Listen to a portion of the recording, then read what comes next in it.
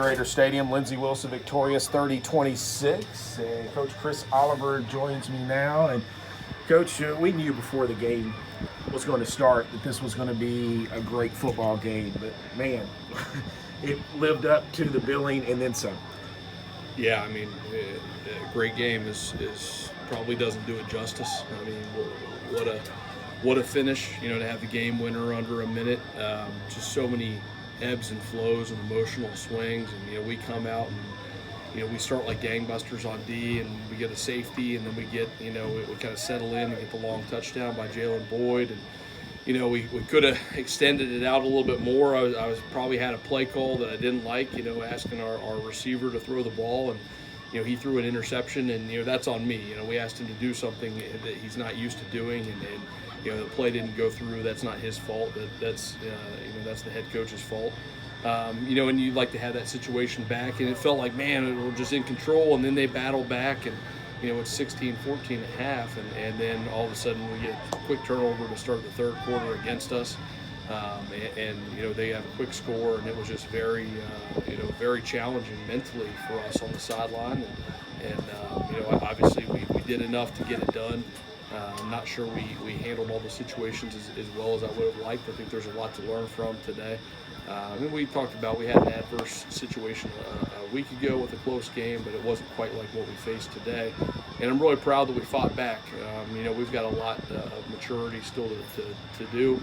The stat sheet, I can't believe it only says we had 6 penalties. It feels like we had about 15. I guess they were all just such critical situations. So we got plenty of room to grow up and mature and get better, but I'm excited that we came and got it done. First, let's talk about the weather for a moment. The wind really played a huge factor in today's game. Yeah, it did. More so than the rain. It wasn't a driving rain. It was just kind of a little bit more than a mist, throughout the game. But I don't think the rain, the water played a big factor in what happened today, but obviously the wind was straight down the field almost the entire game. It was kind of funny. We go through warm-ups. It was very calm during warm-ups, and we come back out after the national anthem, and we come back down, and we're getting ready to go through the tunnel, and the wind all of a sudden just starts driving down the field. So it did play a big factor. I think it had a big impact on play calling. I think the fact that your quarterbacks didn't get to adjust, your quarterback and the St. Francis quarterback didn't get to adjust to the wind in the pregame, I think it took some time for both quarterbacks to kind of get in the flow of that windy game. Yeah, I think so. I think you're exactly right. I think you have situations where you're able to go out there and at least figure out, how do I need to cut the ball through the wind or take a little bit off of it on a deep ball. We just didn't have that opportunity. You got to adjust on the fly. It's tough for the receivers to adjust to the ball in the air. Finally we got some plays down the field, and we felt like we had a lot of good matchups at our outside receivers, especially against their defensive backs, but they did a good job of giving a lot of safety help to their corners and a lot of double coverage, and we made a couple of adjustments late in the game when we needed to, and credit to our receivers. They went up and made some great plays. Lindsey Wilson wins it by a score of 30-26. Coach, let's talk about just for a few moments. Bob and I mean, obviously this is the fact that the season that you've had, this is the latest you've trailed all season long. Haven't trailed in the fourth quarter until today. Did you get the sense that your guys were handling the situation well? Because I didn't see any finger pointing or anything sometimes that you see, but you're on the sideline. I'm not. I saw a lot more than you, and I'm not real pleased. I think we can get better. We did not. We panicked a little bit. And I feel very fortunate to get out of here with a win, because I don't think we handled a lot of the challenges very well mentally. We've talked about we have great senior leadership. We have a bigger group of captains. We have a lot of great leadership on this team.